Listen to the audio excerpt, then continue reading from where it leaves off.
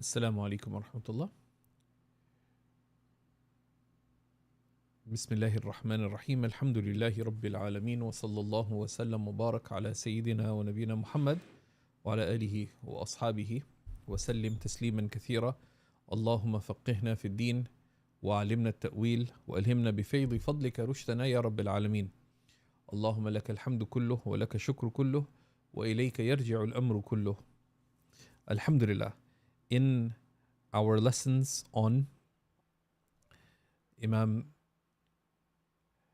Ibrahim al-Halabi's Multaqa al-Abhur, we have, by the grace of Allah subhanahu wa ta'ala, reached the section on transactions, and we took the introductory investigations to the fiqh of transactions in general, and we also looked, bifadlillahi subhanahu wa ta'ala,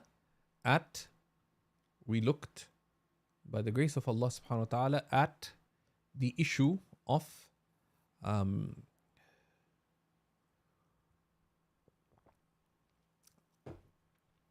the key Quranic verse on sales and what are the lessons that we understand from it. And those are important lessons. And then we began the section on sales as well. And that reiterated some of those key points and built upon them. So that is an important, a lot of the key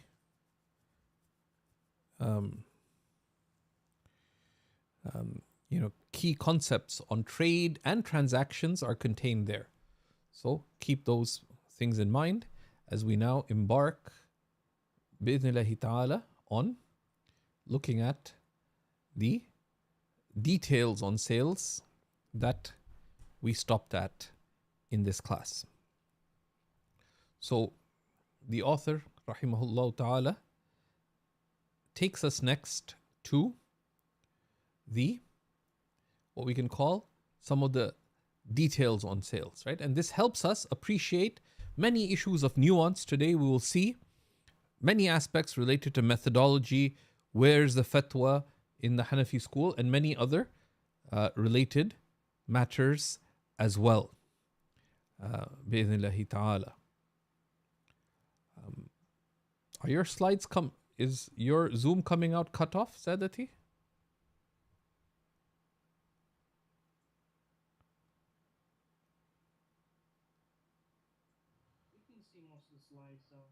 Yeah, but it is cut off.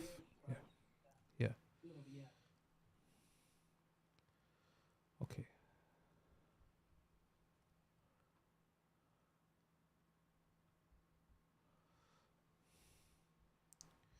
Okay, it should be solved now. Tawakkalna ala Allah. Bismillah. So,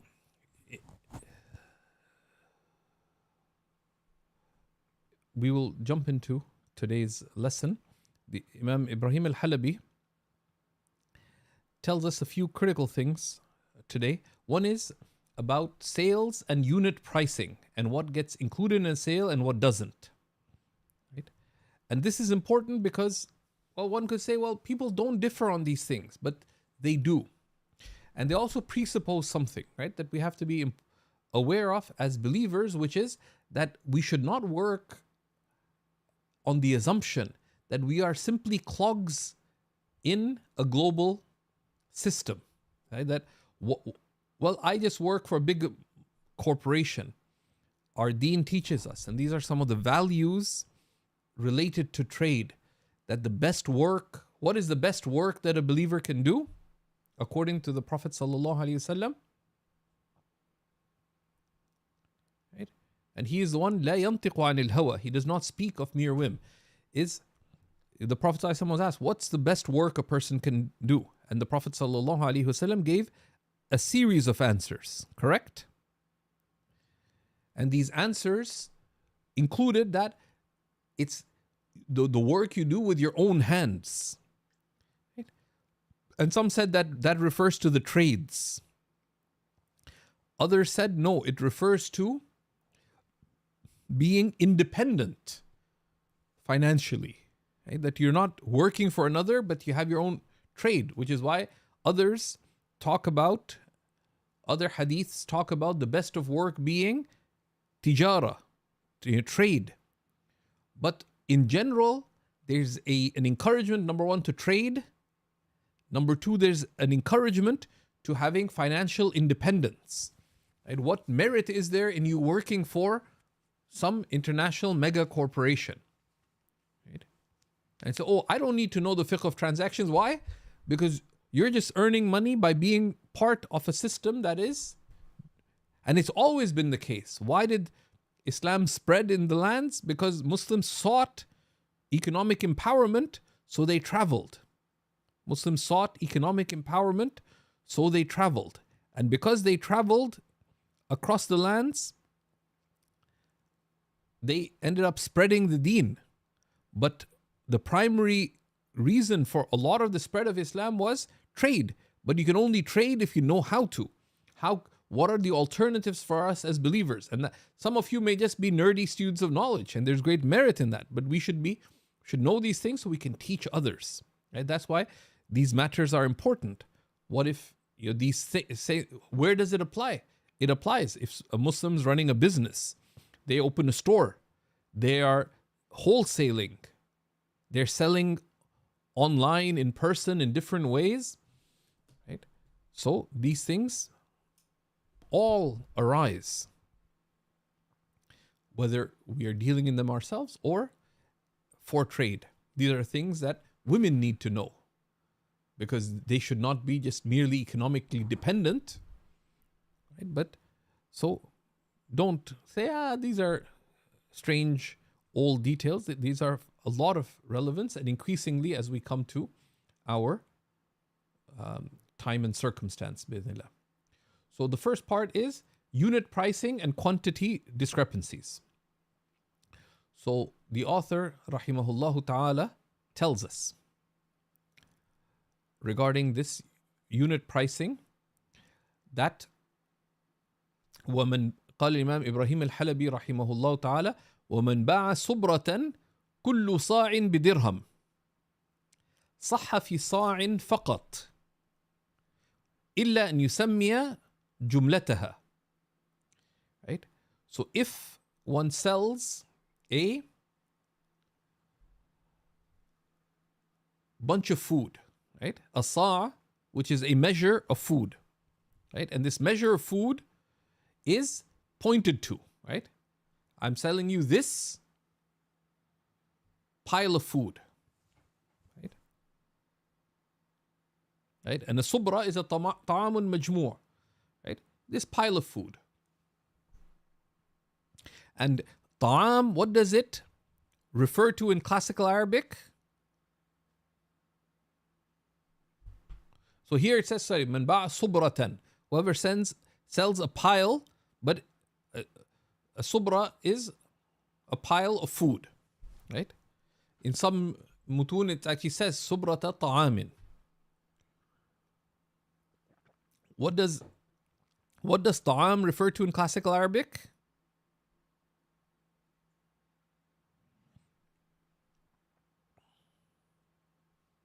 Sadati? Ta'am in classical Arabic refers to that which sustains you. So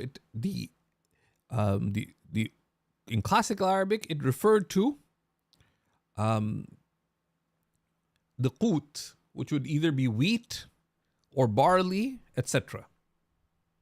But then that which sustains you, because people went from basic sustenance, it has a broader meaning of food in general. Right? Such that, so there's this pile of food, every sa', every measure is for a dirham. According to Abu Hanifa, it is only valid in one sa' alone. Why? Why is it only valid in one?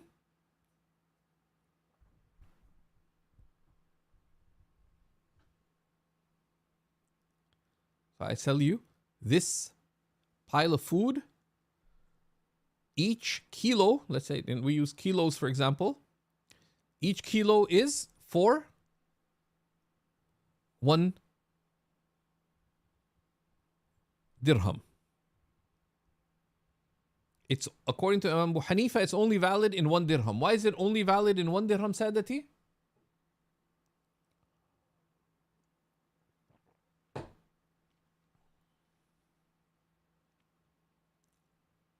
Go ahead.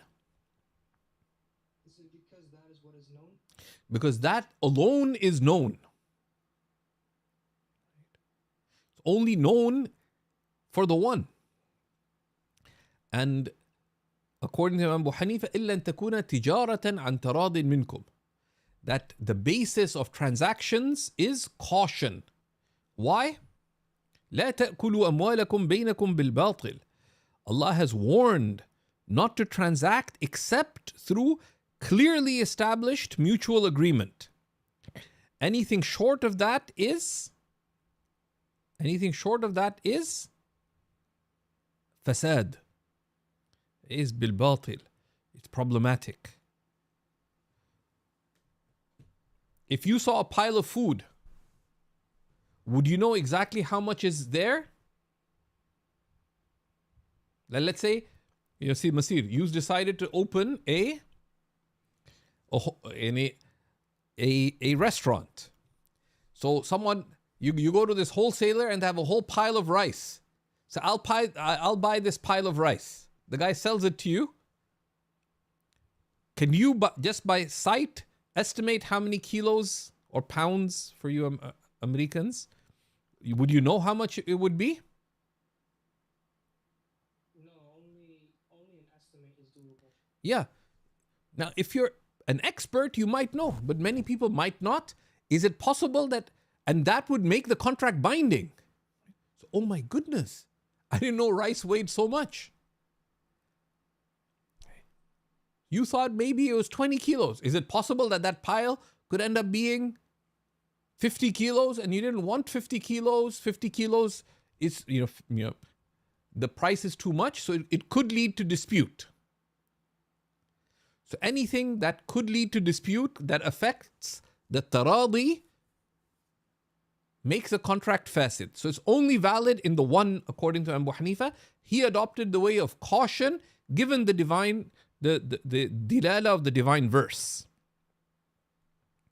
Okay. So if we go to the text here, right? He says, except illa an yusamma jumlataha, unless the total amount is named. Right? Unless the total amount is named. Right? How? Whether it's named during the contract, that okay, I'll buy this, I sell you this pile of rice every kilo for $1. See, Masir says, I accept. Then either in the ijab, it says the total is 50 kilos. Or within the majlis, we say, by the way, it's 50 kilos. And I accept. So then the jahala is lifted. If the jahala is lifted with mutual agreement, the contract is valid. Wadih, right?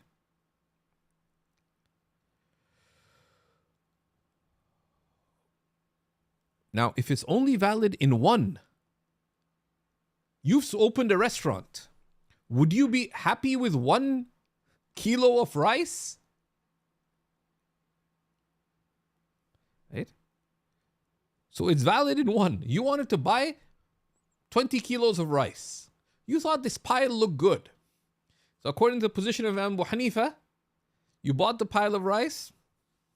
It's only valid in 1 kilo. Because you kept the faqih with you, and Mufti Latif Mia said, no, it's not valid, except in one. Now, if you're running a restaurant, is 1 kilo of rice enough to make you biryani for your customers for the week?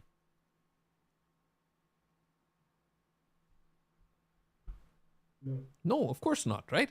So what happens? There's 2 things that happen.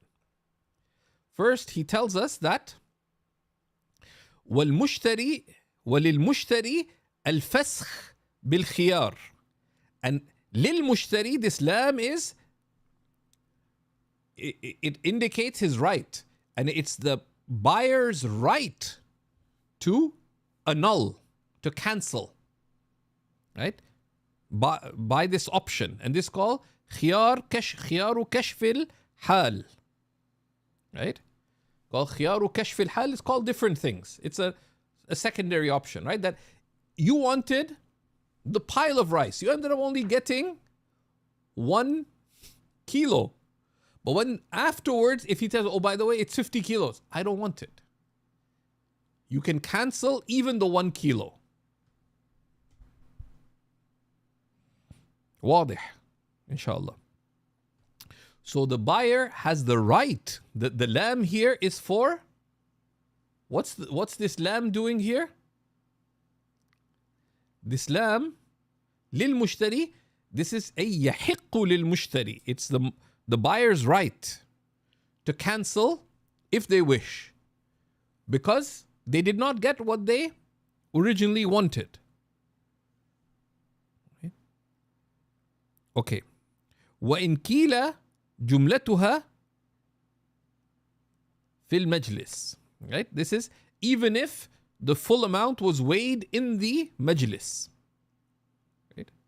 So this is the option of cancellation, because it may not turn out to be what you wanted. Right? إني بعد ذلك. Okay. Here, this is the position of Imam Abu Hanifa. Imam Abu Hanifa relied upon the Quranic verse, right? And also because the early Muslims, and Imam Abu Hanifa was born before the first century was over. The early Muslims had less problems in their transactions than even 1 and 2 generations later, which is what Imam Abu Yusuf and Muhammad al-Hasan lived through. So the urf of the nas, of people, wasn't so far away from the principles of revelation. Okay.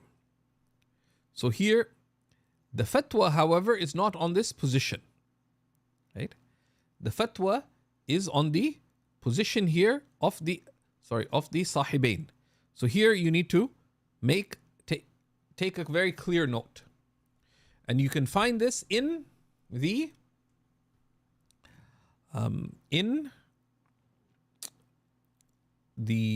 both commentaries. The Sahibain said that if you put this criteria in place, it is valid for the whole transaction, and the buyer does not have the right. Why?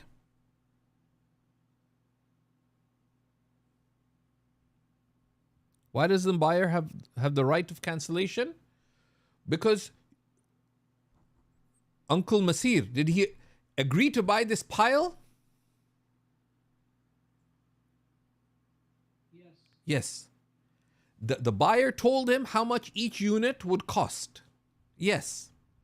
If Uncle Masir really wanted to know what's the total weight, he should have asked. Who wouldn't ask what's the total weight? If it's the first time buying rice, would you buy it in that way? That I'll buy that pile, or I'll buy that barrel of ghee, each liter for $10, premium ghee. If you don't know how much a barrel of ghee weighs, would you buy it that way? No. But who would trade in this way? People who have experience, right? Once you bought ghee 20 times, do you know roughly how much there would be in a barrel of ghee? Yeah. Yes, right? So after a time, these people transact in these undefined ways. Why? Because it does not lead to dispute. Right? That's why there's an important principle, which is ta'amulun nas رافع للخلاف. It's a very important principle that people's ta'amul, right, their dealings, their custom in dealings lifts differences of opinion. Okay, sound custom. So here, this is a type of transaction that people started engaging in. And the fuqaha found it does not lead to dispute. There is an objective criteria for how to determine the total amount. So this would be valid. So for example, Ibrahim sells premium Palestinian summaq. Ibrahim's summaq. Okay. Suddenly, she's in a rush, but a store next to hers, they're selling organic summaq. So, okay, how much are those 2 bags? So my rate is $20 a kilo. I accept. Is that okay? And she's seen the bags. She's not weighed it, but she's been dealing in the similar, Palestinian spices, Middle Eastern spices for years. She knows it'll roughly be between this much and this much. It won't lead to dispute. So here the fatwa is on the position of the sahibain, which is that if there's a quantity of something and you've given the criteria for determining the total amount, it is valid. And here the fatwa is on the position of the sahibain. Why? Because of the urf. Because custom that does not lead to dispute. Right? Imam Abu Hanifa said this could lead to dispute. Which is why, and there's a critical flaw in the PDF, the old PDF edition, right? He says وفي الشرنبلالية عن البرهان والنهر عن العيون وبه يفتى, and there's a la missing. In the old edition it says لضعف دليل الإمام بل تيسيرا على الناس, because of the weakness of the Imam's position. But it does not make sense, because what is the word bel used for in Arabic?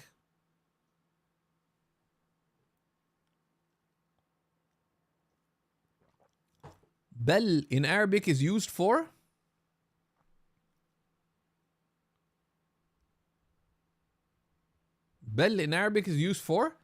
idrab, right? To go from one thing to another. Right?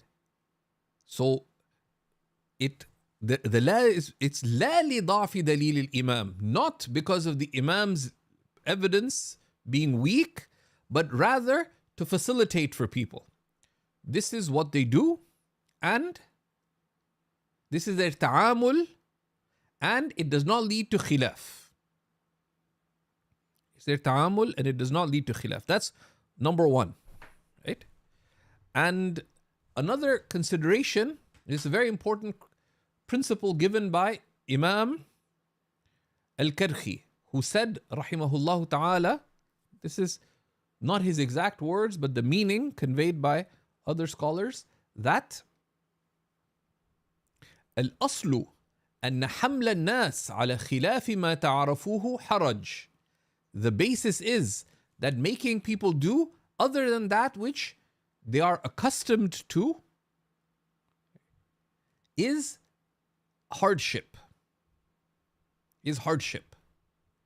لأن الناس, and then some of the commentators on Usul al-Karhi explain, لأن الناس إنما تعارفوا أمورا, because people only became established certain customs لما رأوا فيه من مصلحة مظنونة, because of what they saw in it of imagined benefit, because of what they saw in it of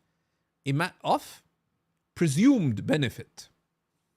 So there's certain types of custom that is not considered when it's explicitly at variance with the text of the Sharia. But there's other variances that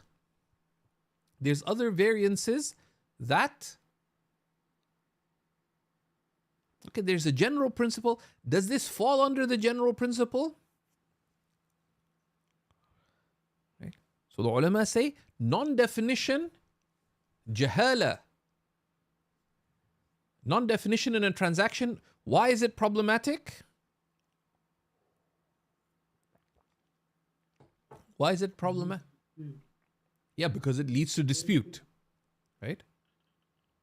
But if this is a non-definition that custom shows does not lead to dispute, would it invalidate the transaction?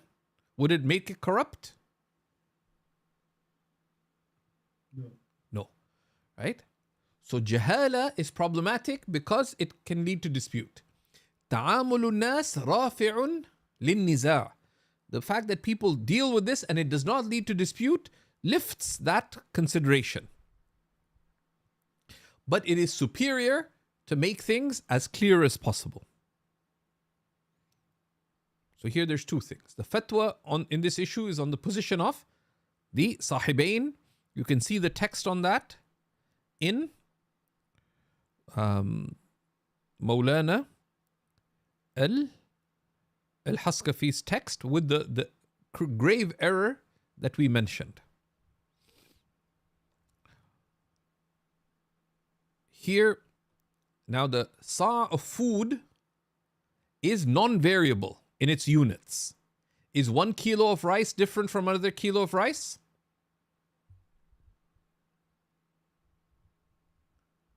No, of the same type? No, it doesn't. It does not differ. But the next, to understand this issue, it's critical to appreciate that sheep, are all sheep the same? In their size, in the amount of meat they have, etc., etc., etc.? No. Yeah, so their units are variable. And what are the fuqaha interested in? What variation?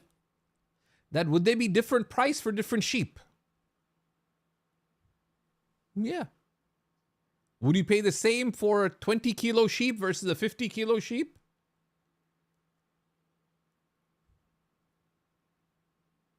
No. Of course not, right?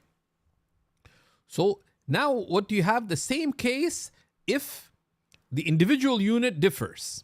So he tells us rahimahullah ta'ala, وَمَنْ بَاعَ قَطِيعَ غَنَمٍ كل شاة بدرهم لا يصح في شيء منها أي عند الإمام أبي حنيفة. Whoever buys a flock of sheep, each individual sheep for a dirham. For example, according to Abu Hanifa, it's invalid even in one. Why? Because if you're buying, you would want a larger sheep. If you're selling, which one sheep would you want to give to the buyer? A smaller sheep. So it would lead to dispute. So according to Abu Hanifa, it's not valid even in the one sheep, because the one sheep varies in value and therefore price. It varies in its qima. So it would not be valid according to Imam Abu Hanifa, even in the one sheep. But here the fatwa is on the position again of the Sahibain, that even here it's valid in the whole flock. All the flock is gathered. Right? The flock is gathered. See, Abdul Latif, if you went to rural Washington and you saw a whole bunch of sheep, would you buy them for, well, there's $250 per sheep. If you have no clue about how many sheep that probably is? No, because if you don't, but if you're an experienced sheep buyer, you would only agree to that if you had a rough estimate. Or maybe you counted but didn't mention it. That, well, it's 19 or 20, but I want them anyways. so it would not lead to dispute. So the fatwa on this issue as well is on the position of the Sahibain.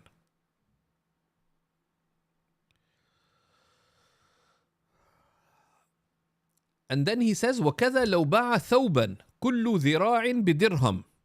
If someone buys or sells a cloth, every dhira for a dirham. A dhira is originally an arm's length, right? 50 centimeters, right? Every unit for a dirham. Now, what is meant by a thawb? Man ba'a thawban. What is meant by a thawb in classical Arabic?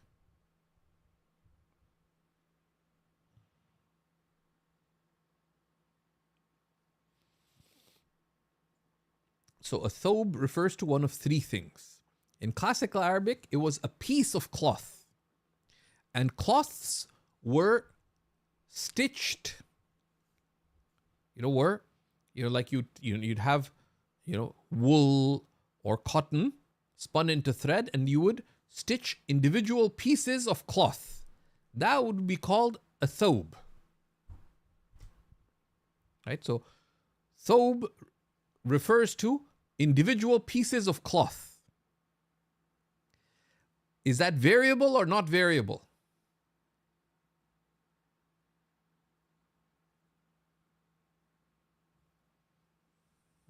It's variable, right? So thawb refers to either an individually stitched piece of cloth, right? Like an individually woven piece of cloth from which you'd make clothing. Or it refers to an actual item of clothing, which is the more modern usage, even in Arabic. Or it can refer to like modern cloth, which is sold in a roll, which is, each meter of that would be the same. So here we're talking about, so I'm telling you this piece of cloth, right? So it's a unique piece of cloth. Now, in a piece of cloth, its measure is a description. Because an individual piece of cloth, typically they'd stitch enough cloth to make a particular type of garment. And so if you understand that, in cloth, each individual unit is not a measure, right? It's not a measure of the cloth, right? Because it's this cloth is being sold as this piece of cloth. Like if you have cloth that is for a thawb, right? Like for a qamis, right? Like what's a modern day thawb, like for a long shirt.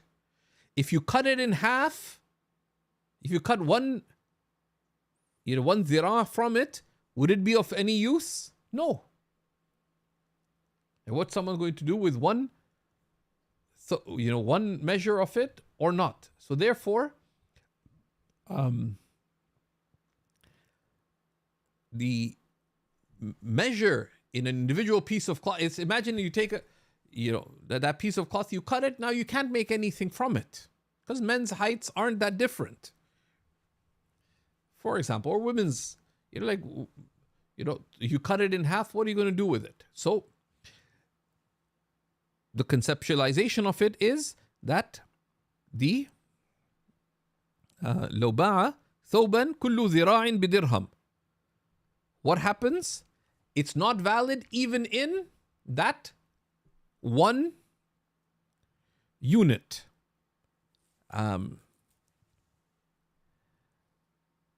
وكذا كل معدود متفاوت. And likewise, in anything whose individual units differ.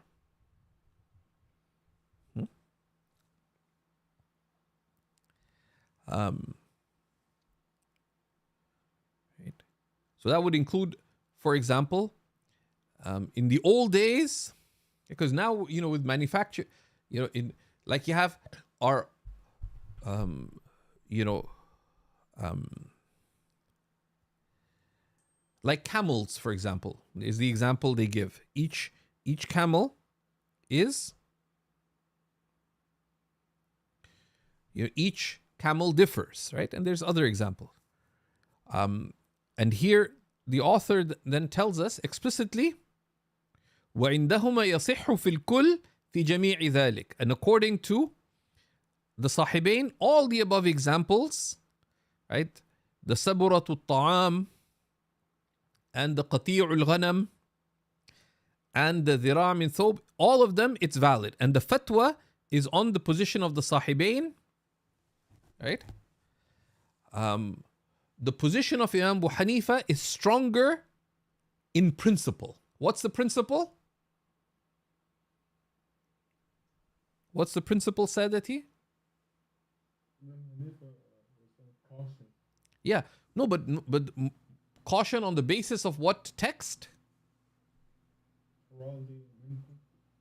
Yeah, إلا أن تكون تجارة عن تراض منكم, right? Right? Let it only be through trade on the basis of mutual agreement. So anything that can affect التراضي, and what affects تراضي? الخلاف. Because you have rida and you have khilaf. So anything that can reasonably lead to khilaf, sheikh's taradi, clearly established mutual agreement. However, if people trade in this way and it does not lead to dispute, then that possibility becomes remote, so it's not considered. Then if someone does dispute, we can blame them. Say, no, Uncle Ali, you should have found out how many, how big that cloth was. Right? In the case of the thobe, for example. Okay.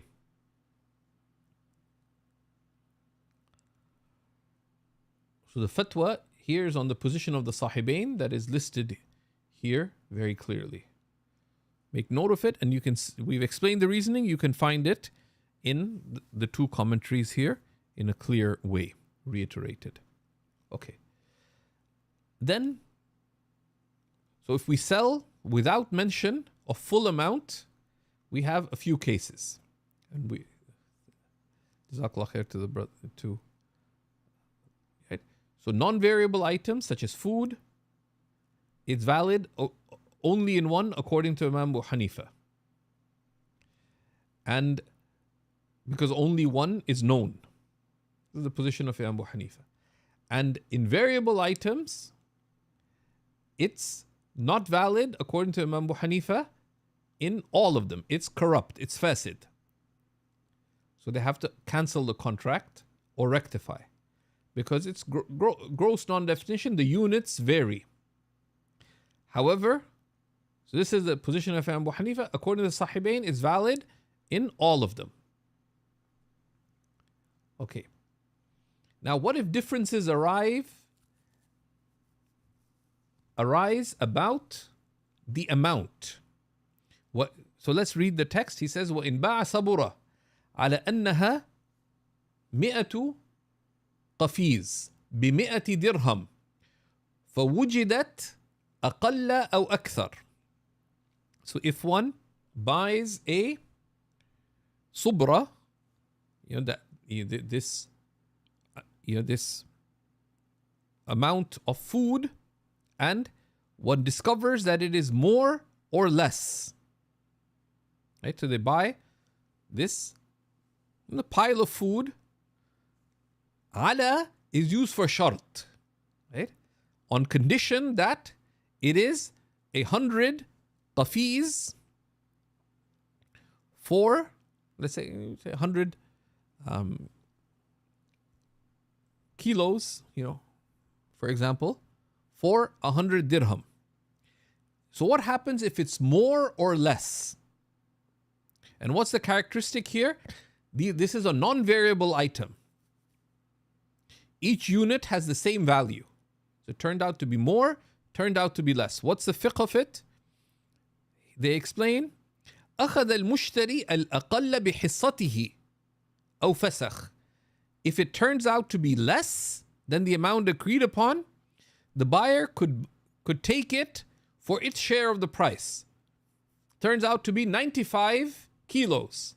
So, Uncle Masir can take it. 95 kilos would be $95. So, you know what? I'll make do with 95. Save myself $5.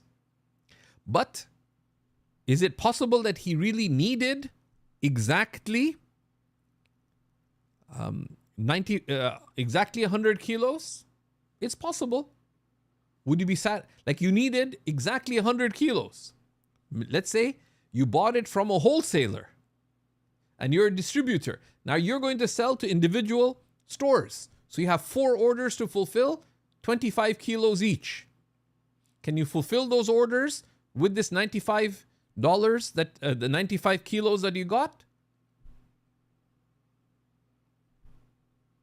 No, because you're short.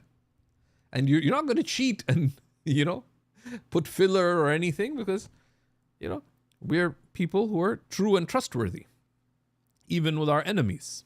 Unlike our enemies who, even when they make pledges, they tell their people, we're not going to fulfill this. May Allah ruin their plots, Ya Rab, and protect the believers. Ya Allah. So, you can the buyer can either take it for its share of the price or they can cancel. And this is called تفرق الصفقة. Because you can take that لتفرق الصفقة قبل التمام, because the والزائد للبائع, and if it's more, the extra belongs to the seller. So if it's less, the buyer, the mushtari, can either take it for its share of the price. It turns out to be 75 kilos. He pays $75 for it and khalas. Or he can say, no, I don't want it because it's less than what I wanted. So, and this is called tafarruq al-safqa. Safqa is that the agreement was not completed. So, he can cancel. But if it turns out to be extra, what is the moral duty of the buyer? That he returned the extra. Turns out to be 105 kilos. Who does the extra 5 kilos belong to rightfully?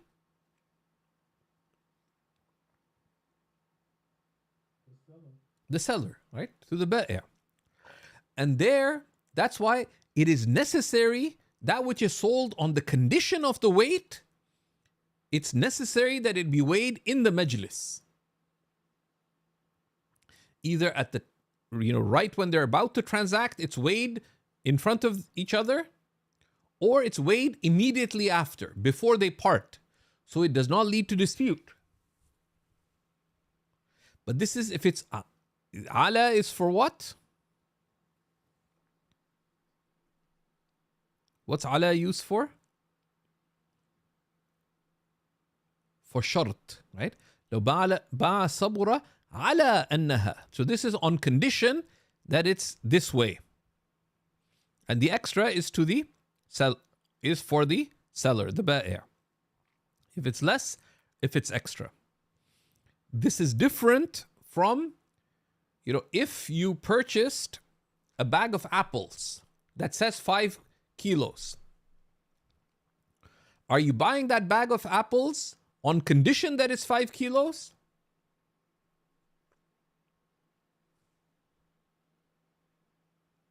No, that's a wasf. Yeah, so there it's a wasf. that 5 kilos describes the bag. So if you buy a box of cereals, right, you have,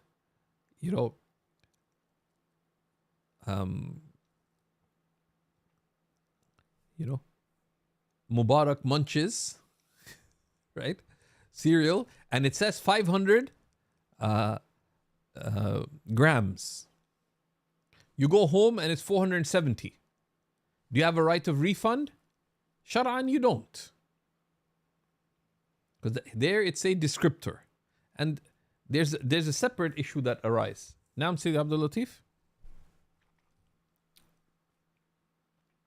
Like sometimes, I don't know, but like in the States they say like you buy something, says for instance it's $7.99 a pound, and then they weigh it in front of you, but it was frozen, so of course it's gonna weigh more, so they charge you more. Like No, that you agreed to that, right?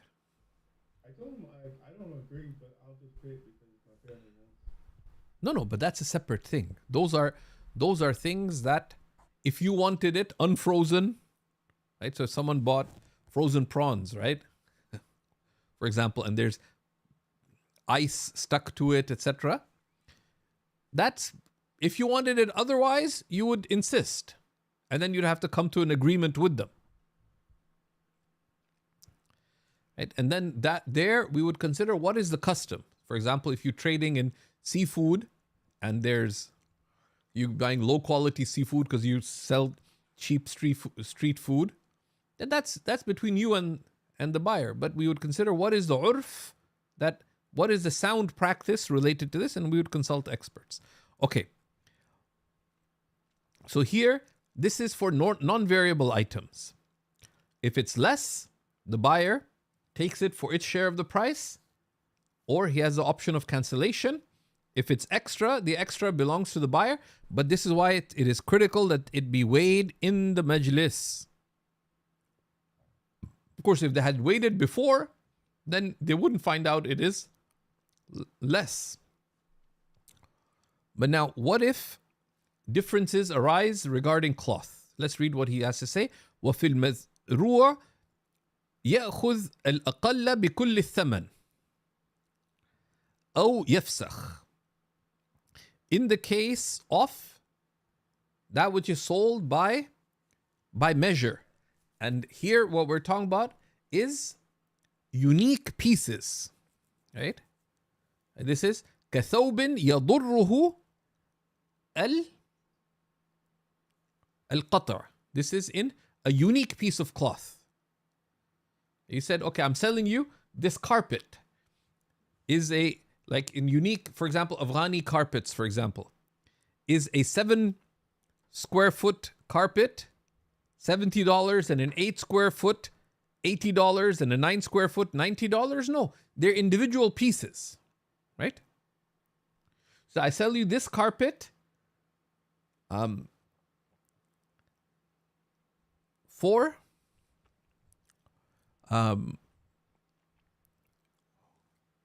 I sell you this carpet for $700 on على أنه on condition that it is 7 feet, 7 square feet. Turns out it is 6 square feet. Here in the madhru', right? In things that are variable items that are not sold, where the length is not a condition but simply a descriptor, like for example in our time, like a larger prayer card, unique pieces of unique carpets would be a good example in our time. That would be akin to this. You either take the whole piece for the price because you agreed to that item, or you cancel. Right? If it's aqal. وَالزَّائِد لَهُ بِلَا خِيَارِ الْبَائِعِ. And if it's more, right? So it turns out it's not 7 feet, it's 8 feet. The seller does not have the option to take it back. Why? Because who gave it? The ba'i', the seller. You said, I'll sell you this carpet on condition, that, for $700 on condition that it's 8 feet. Turns out it's 9 feet. He agreed to sell it, so he doesn't have the option to cancel.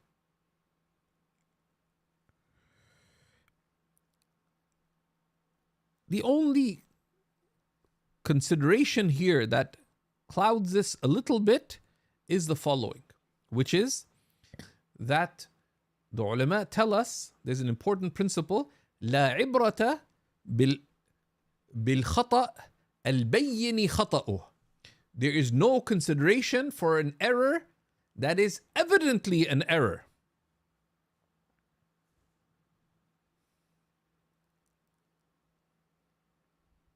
How? So, for example, if the buyer sold the carpet, that I sell you this carpet on condition that it is $1,000 for 5 square feet. Turns out it is 15 square feet. That's an evident error. So there'd be a moral duty to cancel, or at least inform the other party that, by the way, I think there's a mistake, right? So if it's evidently extra, such that in most situations, if the person was aware and said, oh no, this is a mistake, there'd be a moral duty upon the mushtari to tell the buyer, by the way, this is much bigger. واضح? Right? Right? That's why, if you look in Haskafi, he says here that the Qustani says, quoting the Khaniya, that this is allowed, that he can keep the extra qada'an in court. This would be in the case where it's not an evident error. But diyanatan, it's at least recommended to make that clear to the seller. And if it's an evident error, which is bayini khata, it's not conceivable, then you have to make it clear, right? You have to make it clear. When growing up in England, we were in England for a while, there was a store that had automated its selling system. So they had a catalog. You go and place your order, and it was processed automatically. We were furnishing our house in England, in London, and a whole number of times, so we ordered one saw. A box of 15 saws came. So one relative said, take them. My mother got very upset, said no. So she went to customer support and said, we only ordered one, 15 came. Said, oh, you can keep it. Said, I will not keep it. I do not take things that are not rightfully mine. So then they got the manager. Manager said, auntie, just take it. My mother was much younger and says, I'm not your auntie and I'm not going to take it. Right? But then they insisted, said it's a mistake, this and that. Finally, the store, it's not just the manager, but the store supervisor came and they said, we made a mistake, but please keep it because we want to correct whatever. So she did. So this is the issue related to if differences arise in something sold, where the amount is simply a descriptor, not the criteria for the price. Right? So this would be like in unique pieces of carpet, as opposed to, like office carpeting is sold by square foot or square meter. So this would not apply to that. We're talking about individual pieces of carpet. Okay, as an example. Then he tells us, rahimahullah ta'ala, about what if you name the value of each ذراع ولو سمى لكل ذراع قسطا من الثمن. Right? If you name for each ذراع, for each arm's length, each what's called cubit, a share of the price, such that you say بعتك هذا الثوب على أنه 100 ذراع, and then you add كل ذراع بدرهم. Right? I sell you this carpet for $1,000 on criteria, on the basis that every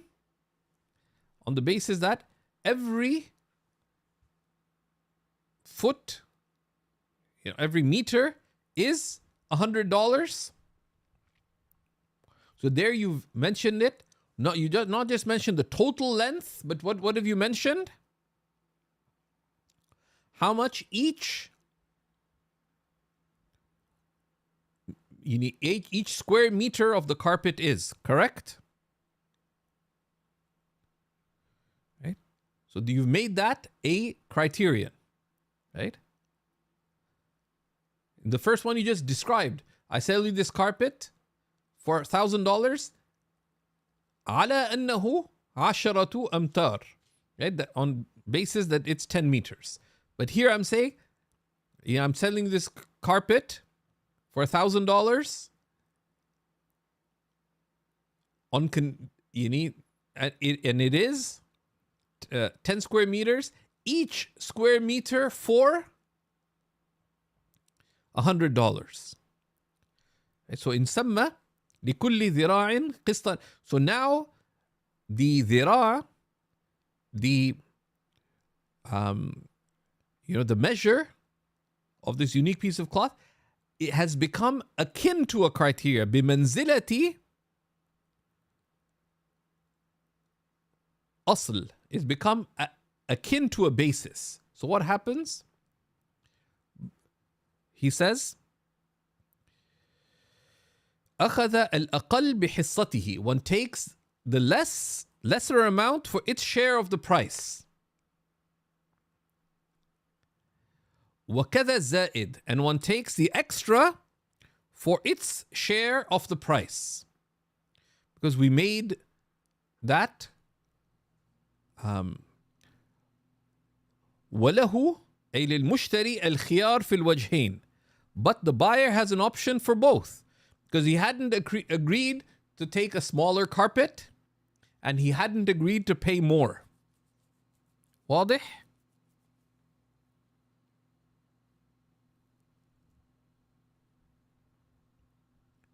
So that is the issue of measures.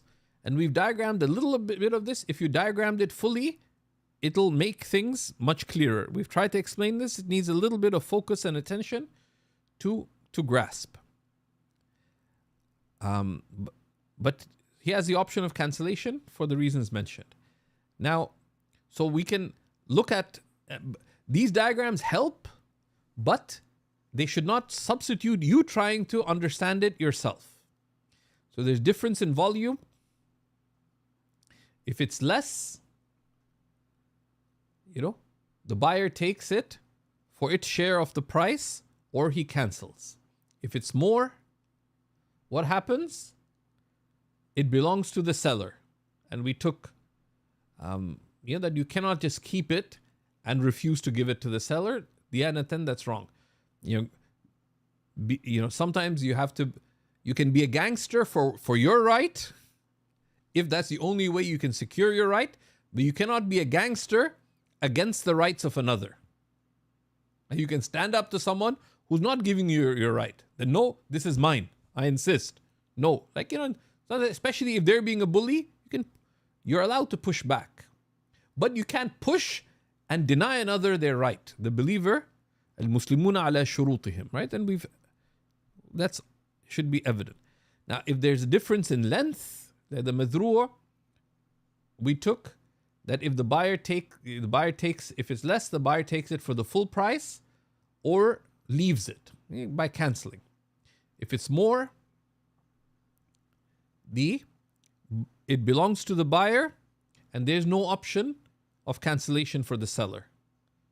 Because the seller willfully gave that extra amount. That's if the carpet was bigger than the buyer said. But we mentioned, what if it was an evident error?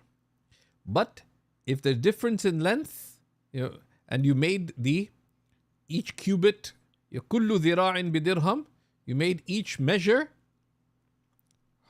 for such and such amount, then the following results come. The buyer takes it for its share of the price if it's less, or if it's more, and in both cases, he has the option of cancellation. So this diagram should make it reasonably clear what the issues are. And if in the course page you have access to, and Sidi Abdul Latif, I know you're not well, but if you just post the link on both the Seeker's Guidance and my page, you will see the we can share the link to the course for those who are following online. Someone asked about a wudu question. This is a class on the fiqh of transactions. We have, if you visit the Seeker's Guidance answer service, you can see we have most of these things clearly answered there. Okay. So this is the first part of the class. And then there's some issues in sales. It says وصح بيع 10 أسهم من 100 سهم من دار. It is valid to sell 10 shares of 100 shares of a house. لا بيع 10 أذرع من 100 أذرع منها. Okay. So the first issue, 10 shares of, so 10 shares would be, I sell you 10% ownership of our cottage. Can you do that? Yes. And then they can just agree, we'll rent it out. I get 10% of the rent. You get 90% of the rent if we rent it out. So that's fine. We have shared ownership. I own 10%. But imagine if the cottage, I tell you, the cottage is 100 square meters. What's the problem if I tell you, according to the other issue, that I sell you 10 square feet of the 100 square feet? What's the problem? If it's a beach like a beachfront cottage, which 10 square feet would you want?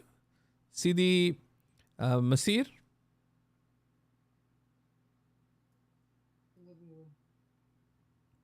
You're boring, Sidi. No. Yeah, by the beach, right? Facing the beach. Right? Unless you meant, and just for the record, Sidi Masir, that wasn't offensive, was it? No, I know Sidi Masir. We're friends, inshallah. So, but I was just joking, right? That we would dispute, right? Or if you wanted the living room, I say, no, I wanted the living room, right? So it would lead to dispute. Whereas 10%, we have shared ownership of the whole thing. But if you say 10 square feet, we would differ which 10 square feet, correct? So this is because it would lead to dispute, right? Because it's 10 unspecified cubits, or in our time, square feet, square meters, unless we agreed which 10 it is referring to. واضح? وعندهما يصح فيهما. And according to the Sahibain, it's valid in both. Right? The first one, it's agreed upon, which is this issue of the 10 shares, but the 10 unspecified cubits, because they said practically it's referring to the same thing. What would they have to do? It's that 10 unspecified cubits of 100 cubits is 10%. Then we either agree or we divide. But the fatwa on this one by default is in the position of Imam Abu Hanifa. Okay. Then some other issues. He says وَلَوْ بَاعَ عِدْلًا على أنه 10 أثواب. right? لو باع عدلا على أنه 10 أثواب فإذا هو أقل أو أكثر فسد البيع. So a idl, right? And there, is a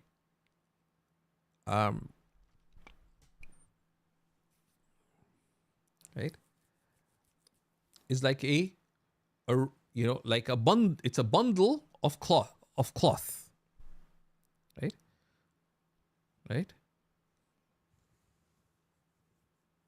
Right? So a bundle of similar pieces of cloth, right? Right? So they have a bundle. I sell you this bundle of cloth على أنه ماذا؟ 10 أثواب. It's 10 10 pieces of cloth. And again, remember the meaning of thobe is pieces of cloth, right? But turns out to be more or less, the bay'ah is fasid. Why? Because if it's extra, pieces of cloth are considered variable in their units, correct? So that extra would be variable, so it would lead to dispute. And if it's less, it would also lead to dispute with respect to how much should I pay for it. So in both cases, there's jahala and it leads to dispute. So if it's less or more, this transaction is corrupt. ولو فصل الثمن فكذا في الأكثر. If one detailed the price, i.e. of each unit, right?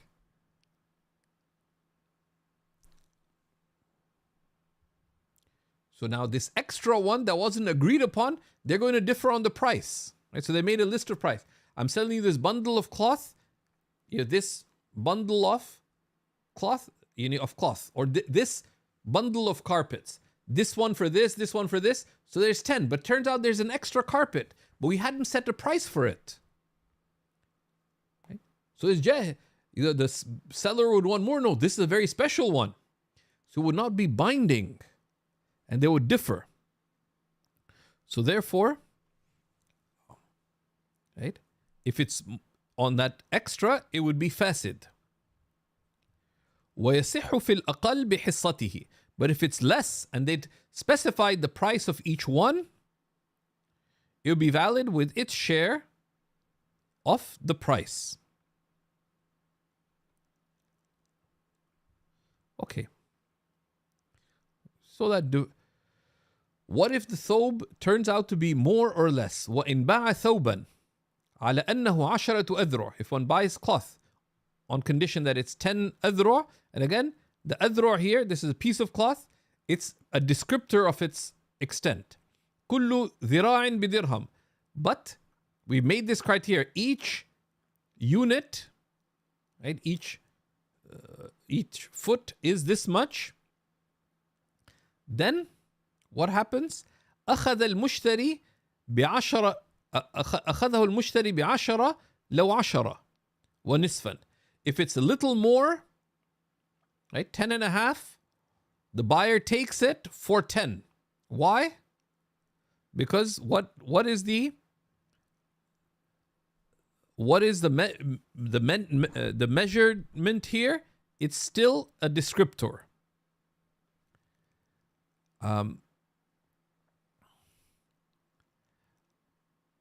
And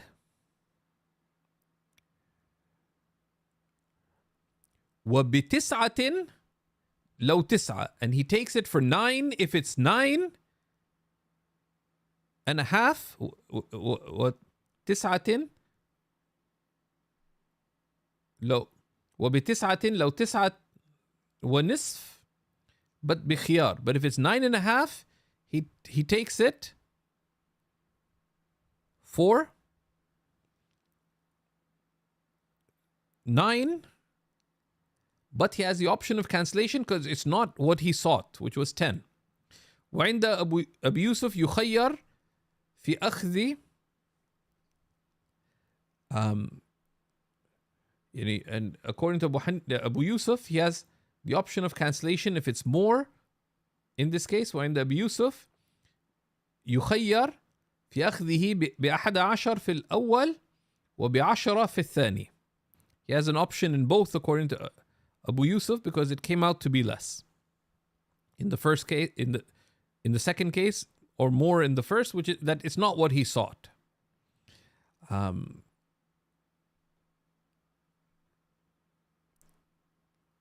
وعند محمد يخير في أخذه في الأول ب10 ونصف وفي الثاني ب9 ونصف. And here, this is an irregular, this is unique pieces of cloth, right? So here, the position of Imam Hanifa leads to the fact that it is still, even if you mention how much each measure is, the cloth, ultimately what you're buying is the cloth itself, right? So you can analyze it accordingly. Now, on Wednesday we'll take the second part of this class, which covers, which we'll review some of these. We'll test this as well, so you do come awake. Next, we will take what enters into a sale without mention, and what requires mention to enter into a sale. So we'll continue from here. Bi'idhnillahi ta'ala. Do we have any questions before we close? Sadati?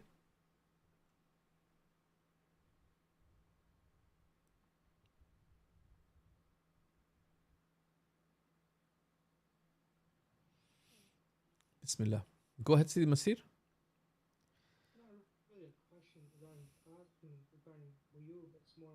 Logistical type thing. I know that Maghrib is going to come earlier. Yeah. I'm not sure what time Maghrib is in Toronto. Yeah. So I'll be pausing I'll be pausing for Maghrib at Maghrib time in Toronto. Okay. Tamaman. And if it's before the makruh time, one can, before the makruh tahriman time, one can wait to pray before the end of the class. At the end of the class. Right? So the adab is, if a class is an excuse to delay prayer, but not to the makruh tahriman time. Tamaman? Barakallahu ta'ala feekum. And we ask Allah subhanahu wa ta'ala for sincerity and success. These are things, we've explained the concept, but to understand it, you need to, hopefully you're taking notes and you review, but try to diagram it yourself. The first time I took it, I was at sea. So I asked Shaykh Muhammad Juma, how do I understand this? He said, I've explained it. I said, but how do I retain it? He said, well, you have to write it out, and you have to map it out and review from your notes or from the commentary why each of the cases is the way it is. So we have explained it to you. I can't insert it into your understanding. That is your effort, bi'idhnillahi ta'ala. Tamaman? And also we've highlighted where the fatwa is on some of these points. So do keep track of that as well. Barakallahu ta'ala feekum. Sallallahu ala Sayyidina Muhammad wa ala alihi wa sahbihi wa sallam. وآخر دعوانا أن الحمد